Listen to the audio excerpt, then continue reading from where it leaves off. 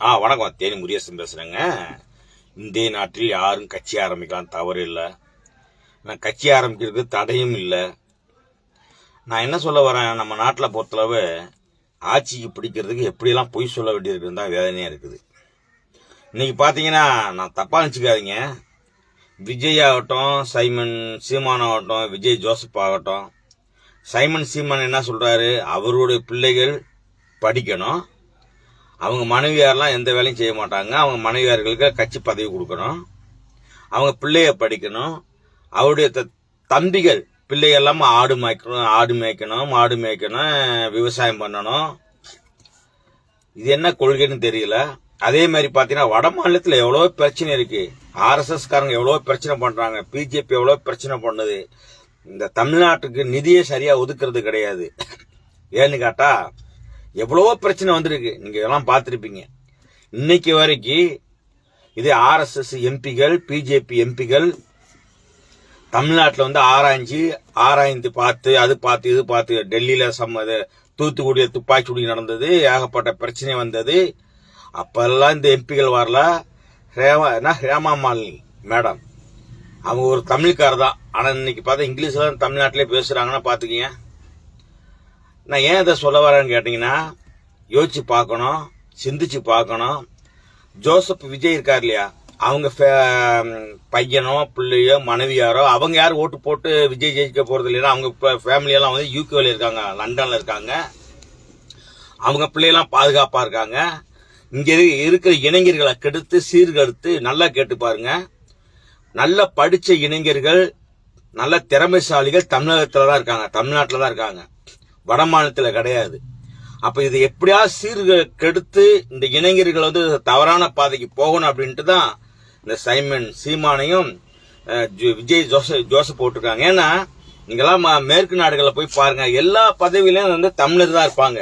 அது மலேசியா ஆகட்டும், சிங்கப்பூர் ஆகட்டும், ஜப்பான் ஆகட்டும், அமெரிக்கா ஆகட்டும், ஜெர்மன் ஆகட்டும், எங்க பார்த்தாலும் தமிழர்கள் இவ்வளவு திறமைசாலியா இருக்காங்களே, இவங்களை பாசிச முதலாளிகள், RSS முதலாளிகள் இது எப்படியா தடுத்துடணும், இது எப்படி யாரை வச்சு காய நவுத்தணும் அப்படின்ட்டு இன்னைக்கு ஜோசப் விஜயையும் சீமானை வச்சு, ஏன்னா சீமான் எவ்வளவு தவறாலாம் பேசுறாரு, ஏன் அரெஸ்ட் பண்ண முடியல, ஏன் அரெஸ்ட் பண்ண மாட்டேங்குது ஒன்றிய அரசு. அதே மாதிரி ஜோசப் விஜய் எவ்வளவு அந்த டைமுக்கும் போறது கிடையாது. மதுரை, அதாவது விழுப்புரம் மாவட்டத்தில் நடந்த சம்பவம் உங்களுக்கு எல்லாம் தெரியும். மதுரையில் நடந்த மாநாட்டில் சம்பவம் நடந்தது தெரியும். கரூர், நீங்க யோசிச்சு பாருங்க. ஏன்னு கேட்டா, மக்களை மனுஷனை மதிக்கிறதே கிடையாது. தயவுசெய்து இளைஞர்களே தவறான பாதை போக வேண்டாம். அதே மாதிரி அந்த அவங்க நிறுவனர்கள்லாம், தலைவர்கள்லாம், மாவட்ட தலைவர், மாநில பொறுப்புல இருக்கிறவங்க எல்லாம் பார்த்தா அதாவது தூண்டுதல் பேரு அமைதியா இருக்கிற தமிழ்நாட்டை இப்ப ஒரு டுட்டு ஒண்ணு போட்டாருங்க. 2 நாளைக்கு முன்னாடி ஒரு டுட்டு போட்டாருங்க. கரெக்டா 20 நிமிஷம் தாங்க அந்த டுட்டு. நேபாளத்துல பிரச்சனை, அது மாதிரி தமிழ்நாட்டில் வெடிக்க சொல்லிட்டு ஒரு டுட்டு போட்டாரு. யாரு? ஆதவன் அர்ஜுனா ஏதோ ஒரு பேர் நினைக்கிறேன். ஏற்கனவே இதுல விடுதலை சிறுத்தையில இருந்தார் அவரு. போட்டு ஒரு கொஞ்ச நேரத்தில் அதை கட் பண்றாங்க. திறமையான ஆம்பளை ஆண்மகன் அப்படியே விட்டுருக்க வேண்டியதானே. மக்கள் அமைதியா இருக்கிற தமிழ்நாடை அலங்கோலம் படுத்தி மக்களை திசை திருப்பிக்கிட்டு அது ஒரு டெலிகிராம் உண்டாக்கி, வாட்ஸ்அப்பை கிரியேட் பண்ணி, டெலிகிராம் கிரியேட் பண்ணி மக்களை இப்படியெல்லாம் தூண்டுதல் பேர். இன்னைக்கே நீங்க பாத்துருப்பீங்க, நாமக்கல்ல இருந்து அந்த விஜய் பிரச்சார வண்டி வந்துகிட்டு இருக்கு. அதுல பைக்ல இருந்து கீழே வந்துறாங்க, பாத்தீங்களா, கவனிச்சிங்களா? ஏன் யோசிக்கிறேன்னா, இவங்க பிள்ளைங்க பொண்டாட்டி பிள்ளைங்க நல்லா இருக்கணும், மேற்கு நாடுகளில் போயிருக்கணும், இங்க இருக்கிற பிள்ளைகளை ஆடு மாடு மேய்க்கணும். இவங்க யோசிச்சு பாருங்க. தயவு செய்து பொதுவான வாழ்க்கை இதான் பேசுங்க. கட்சி யாரு வேணா ஆரம்பிக்கலாம், யாருக்கும் தடை இல்லை. நேருக்கு நேரம் நாங்க கம்யூனிஸ்ட் தான், நாங்க இந்த திமுக கூட்டணி தான். கொள்கை என்னடான்னா கொள்கை கூட்டணி எங்களுக்கு. ஏன்னா பிஜேபி ஜாதி மதத்தை வச்சு அரசியல் செய்யுது. ஜாதிகளை பிரிச்சு ஒவ்வொரு தலைவரா உருவாக்கிட்டு இருக்காங்க. இப்ப இந்துக்கள்ல பாத்தீங்கன்னா நிறைய ஜாதி இருக்கு. இன்னைக்கு பாத்தீங்கன்னா இந்துக்கள்ல காசை கொடுத்து அவங்கவுங்க கட்சி ஆரம்பிக்க சொல்லியிருக்காங்க. நாங்க ஜாதி மதத்தை கடந்து ஒரு மனித நேயத்தோட தான் நாங்க பதிவு வர்றோம்.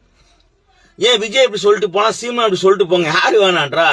நாங்க ஆமாங்க, பிஜேபியோடைய அவங்க செயல்பாடு அவங்க சொல்லிதான் நாங்க கட்சி ஆரம்பிச்சோம், RSS பிஜேபி சொல்லிதான் நாங்க வந்தோம். இன்னைக்கு ஆடிட்டர் கிருஷ்ணமூர்த்தில இருந்து அவரு பேனா மணின்னு நினைக்கிறேன், பாலசுப்ரமணியம் மணி ஒரு பத்திரிகை நிருபர் கூட சொல்லியிருக்காரு, இதுக்கப்புறம் விஜய் வந்து வேற வழி இல்ல, பிஜேபியோட ஐக்கியமாயிட்டா தப்பிச்சுக்குவாரு. அவங்களே சொல்லிருக்காங்க. நல்ல அதாவது சென்னை பட்டினப்பாக்கத்துல நேத்து ஃபுல்லா பேசியிருக்காங்க. பட்டினப்பாக்கத்துல பேசி முடிச்சு அவர் எத்தனை மணிக்கு விஜய் பேட்டி கொடுக்கிறாரு? அது எப்படி நாகரிகமான பேச்சா? ஒரு முதலமைச்சரை மரியாதை குறையாக பேசுவது இதுதான் நாகரிகமா? அதாவது அது எதுக்கு? அவங்க நிர்வாகிகளை கைது பண்ணதுக்கு அப்புறம் தான் வந்து பேட்டியை கொடுக்கிறாரு. ஆனா பொதுமக்களை பத்தியோ அந்த இறந்தாங்க அவங்களுக்கு இரங்கலாம் தெரிவிக்கல. யோசிச்சு பாருங்க. அதாவது RSS பிஜேபியும் நாங்க என்ன சொல்ல வரோம், நீங்க கட்சி ஆரம்பிக்க தப்பு இல்லைங்க. நீங்க பிஜேபி செயல்படுங்க, பிஜேபியோட இருங்க. ஆனா நாட்டு மக்கள் உண்மையை சொல்லி இருங்கன்றோம். தவறு கிடையாது. எல்லா குடிமகனுக்கும் கட்சி ஆரம்பிக்க உரிமை உண்டு, எந்த கட்சியில கூட்டணி வைக்க உரிமை உண்டு. ஆனா வட மாநிலத்தில் எவ்வளவு பிரச்சனை ஓடிச்சு. அப்பெல்லாம் இவங்கெல்லாம் குரல் கொடுக்கல. விஜய் ஆகட்டும், சீமான் ஆகட்டும். நான் ஏன் இந்த சொல்ல, வருத்தமான செய்தி தான். சரியா? அதை விட்டு போட்டு தமிழ்நாட்டு நல்லா இருக்கிற தமிழ்நாட்டை சீர்கெடுத்தாதீங்க. தயவுசெய்து சிந்திச்சு உங்க பிள்ளைகளை நீங்க அது மாதிரி செஞ்சா நீங்க ஒத்துக்குவீங்களா? விஜய் அவர்களே, சீமான் அவர்களே, மணல் கொள்ளை, அந்த கொள்ளை, இந்த கொள்ளைன்றீங்களே. எல்லாரும் எங்க உத்தரப்பிரதேசம், மத்திய பிரதேசம், குஜராத், மற்ற ஊர்ல எல்லாம் மணல் எல்லாம் பிஜேபி ஆட்சி. இதுல மகாராஷ்டிராவில் பாருங்க, இப்ப பிஜேபி ஆட்சி தான் நடந்துட்டு இருக்காங்க. என்ன நடக்குது? ஏன் அதை பத்தி எல்லாம் சீமான் பேச மாட்டேங்கிறீங்க? அதாவது இங்க எவ்வளவு பிரச்சனை நடக்கும் போதெல்லாம் நிர்மலா சீதாராமன் அப்ப வரல, எம்பிகள் குழு வரல, மோடிக்கு அறிவிக்கிறாரு 3 மணி நேரத்துல நிதி அறிவிக்கிறாரு. எத்தனை பேர் இங்க தமிழ்நாட்டில் எவ்வளவு மழை பெய்ந்து எவ்வளவு பிரச்சனை ஓடிச்சு. அப்ப எல்லாம் வந்து நிதியே கொடுக்க தயங்கினாங்களே. அப்ப இதுல இருந்து என்ன தெரியுது? இந்த சைமன் சீமானையும் ஜோசப் விஜய் இயக்குவதே யாருன்னா RSS பிஜேபி பாசிச முதலாளிகள். இதை ஏன் இப்படி எல்லாம் விளம்பரம்? பிரசாந்த் கிஷோர்லாம் வந்து ஆலோசனை கொடுக்கிற விளம்பரம், மக்களை விளம்பரப்படுத்தி தன்னை பெரிய ஆளாக்குறது. ஏங்க ஓய் பாதுகாப்பு யாருக்குங்க கொடுப்பாங்க? அவர் கட்சி ஆரம்பிச்ச கொஞ்ச நாளே ஓய் பாதுகாப்பு, மத்திய சர்க்கார் பாதுகாப்பு கொடுத்துருக்காங்கன்னா இதுல தெரிய வேண்டாமா உங்களுக்கு? நன்றி. தேனி முருகேசன். கம்யூனிஸ்டுக்காரங்களுக்கு எப்பயுமே கம்யூனிஸ்டுக்காரங்களை குறை சொல்ல உங்களுக்கு யாருக்கு எந்த தகுதியும் கிடையாது, தரமும் கிடையாது.